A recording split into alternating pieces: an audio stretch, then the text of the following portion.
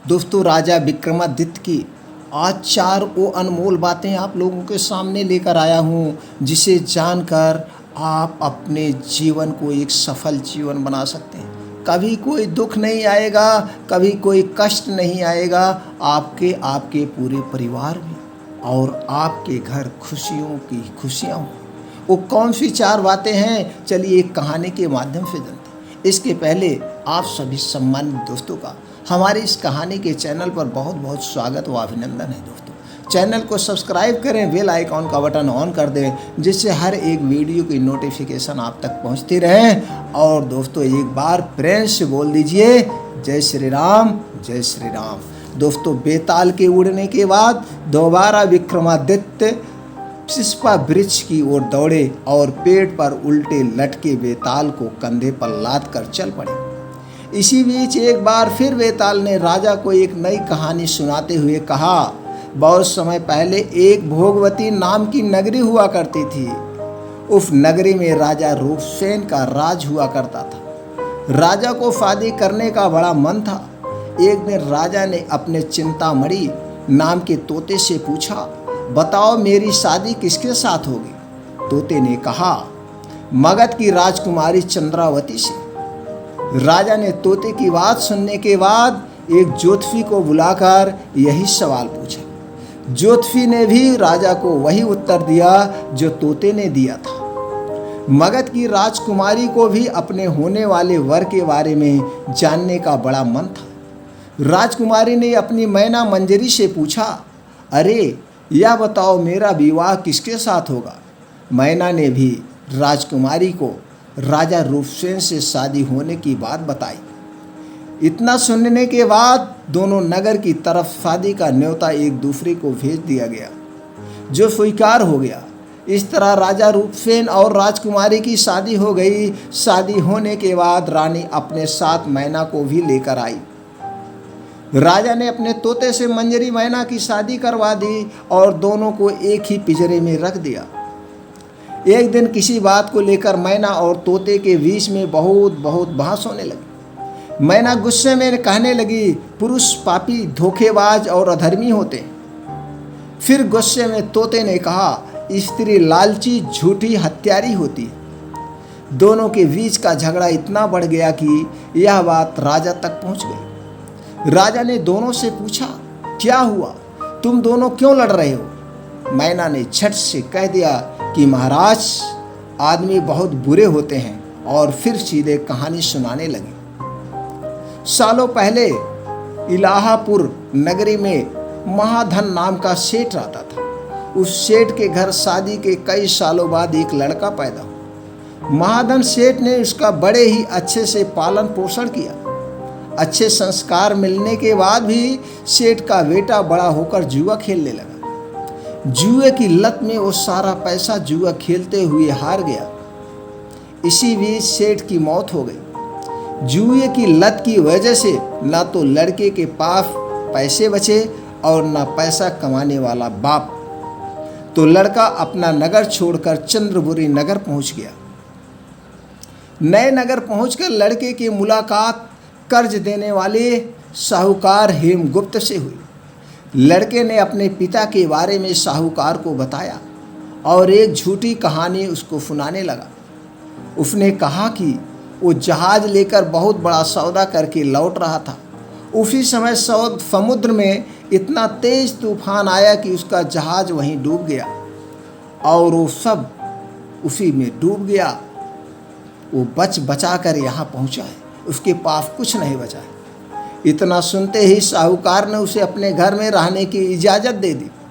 इसी बीच हेमगुप्त साहूकार को ख्याल में आया कि सेठ का यह लड़का मेरी बेटी के लिए अच्छा वर साबित हो सकता है। तुरंत साहूकार ने अपनी बेटी की शादी सेठ के बेटे से करवा दी।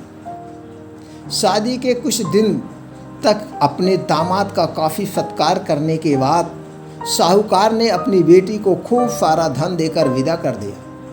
दोनों के साथ साहूकार ने एक दासी को भी भेज दिया कि दासी जाओ, मेरी बेटी की देखभाल करना। रास्ते में सेठ के बेटे ने अपनी पत्नी से कहा, सारे गहने मुझे दे दो, यहाँ कई लुटेरे हैं। उसकी पत्नी ने ऐसा ही किया। जेवर मिलते ही उसने दासी को मारकर कुएं में फेंक दिया और अपनी पत्नी को भी कुएं में धक्का दे दिया। लड़की जोर जोर से रोने लगी। उसकी रोने की आवाज़ सुनकर एक राहगीर ने महिला को कुएं से निकाला। कुएं से निकलते ही वो अपने पिता के पास चली गई। उसने अपने साहूकार पिता को सच्चाई नहीं बताई। उसने कहा, कुछ लुटेरे ने उन्हें लूट लिया है और दासी को मार दिया है। साहूकार ने अपनी बेटी को दिलासा देते हुए कहा, चिंता मत करो, तुम्हारा पति जिंदा होगा और वो कभी ना कभी जरूर लौट कर आएगा। उधर लड़का अपने नगर पहुंचकर दोबारा सारे पैसे और जेवरात जुए में हार जाता है। पैसे खत्म होने के बाद उसकी हालात बहुत बुरी हो गई। इससे परेशान लड़का दोबारा साहूकार के पास जाता है। वहां पहुंचते ही उसकी मुलाकात पत्नी से होती है। वो उसे देखकर बहुत खुश होती है और बताती है कि उस दिन जो कुछ भी हुआ उसने अपने पिता को नहीं बताया है। वो उस झूठ कहानी के बारे में अपने पिता को बताती है। जैसे ही साहूकार अपने दामाद को घर में देखा तो उसने उसका स्वागत किया। कुछ दिन बाद साहूकार के घर में रहने के बाद एक रात को मौका देखकर सेठ का बेटा अपनी पत्नी को मारकर उसके सारे जेवरात लेकर फरार हो जाता। यह कहानी बताने के बाद मैना कहती है, महाराज ये सब होते हुए मैंने खुद अपनी आंखों से देखा है। यही वजह है मैं आदमियों को पापी कहती हूँ। मैना की कहानी सुनने के बाद राजा तोते से कहता है, अब तुम बताओ स्त्रियों को बुरा क्यों कह रहे हो। यह सुनते ही तोता भी कहानी सुनाने लगा। वो बताता है कि एक समय वो कंचनपुर में सागर दत्त नाम सेठ के यहाँ रहता था। उसके बेटे का नाम श्री दत्त था, जिसकी शादी पास के ही नगर श्री विजयपुर सेठ के फोम दत्त की बेटी से हुई थी। शादी के बाद व्यापार करने के लिए लड़का परदेश चला गया। उसकी पत्नी जयश्री उसका इंतजार बेताबी से करती थी, लेकिन 12 साल गुजर गए, लेकिन वो परदेश से लौटकर नहीं आया। अपने पति का इंतजार करते हुए एक दिन महिला अपनी छत से एक पुरुष को आते हुए देखती है। वह उसे बेहद पसंद आता है। वो उसे अपनी सहेली के घर बुलाती है। वो उससे बात करती है और उससे रोज़ अपनी सहेली के घर मिलने को कहती है। अब श्री दत्त की पत्नी जयश्री उस युवक से रोज़ मिलने लगी। ऐसा होते होते कुछ महीने बीत गए। इसी बीच एक दिन जयश्री का पति श्री दत्त प्रदेश से लौट आता है। महिला अपने पति को देखकर परेशान हो जाती है। थका हारा श्री दत्त आराम करने के लिए बिस्तर पर लेटते ही एकदम में सो जाता है।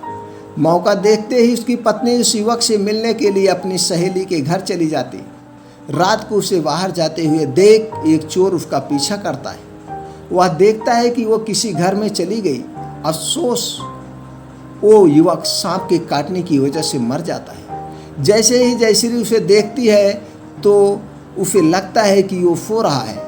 वह उसके करीब जाती है। उसी समय पास के पीपल के पेड़ पर बैठा भूत मरे हुए युवक के शरीर में घुसता है और महिला की नाक काटकर वापस पेड़ पर चला जाता है। रोते हुए वो अपनी सहेली के पास पहुंची और उसे पूरी कहानी बताई। सब कुछ सुनकर उसकी सहेली जयश्री को सलाह देती है कि चुपचाप घर चली जाओ और जोर जोर से रोने लगना। जैसे ही कोई नाक के बारे में पूछे तो कह देना कि तुम्हारे पति ने काट दी है।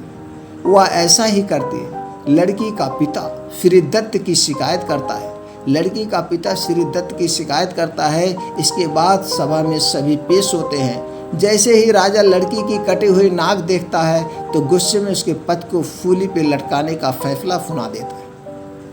उस सभा में वो चोर भी मौजूद होता है जिसने श्री दत्त की पत्नी को रात में घर से बाहर जाते हुए और अन्य चीज़ों को देखा था। राजा द्वारा सुनाई गई सज़ा को सुनते ही चोर बहुत दुखी होता है। वह किसी तरह से हिम्मत करके राजा को सारी कहानी बताता है। कोई भी उसकी बात पर विश्वास नहीं करता है तो चोर कहता है, आप वहाँ चलकर देख लीजिए, भूत भी वही है और युवक की लाश भी। जब जांच की जाती है तो बात सच निकलती है। यह बताकर तोता कहता है, राजन, महिलाएं इतनी दुष्ट होती हैं। इतना कहकर बेताल राजा विक्रमादित्य से कहता है, इतना कहकर बेताल राजा विक्रमादित्य से कहता है, बताओ महिला और पुरुष में से ज़्यादा पापी कौन है? राजा कुछ देर सोचकर बताते हैं, महिला ज़्यादा पापी है। बेताल कहता है, कैसे? राजा ने जवाब में कहा, विवाहित होने के बावजूद महिला की घर पुरुष पर नज़र थी और उसने अपने पति को धोखा दिया। दोस्तों, इस कहानी से क्या सीख मिलती है? इंसान को कभी भी झूठ नहीं बोलना चाहिए। झूठ बोलने का परिणाम हमेशा बुरा ही होता है। दोस्तों, ये कहानी आपको कैसी लगी? इस कहानी से आपको क्या सीख मिले? कमेंट सेक्शन में हमें ज़रूर बताएं। फिर मिलते हैं ऐसी और ही ज्ञानवर्धक कहानी के साथ अगले वीडियो।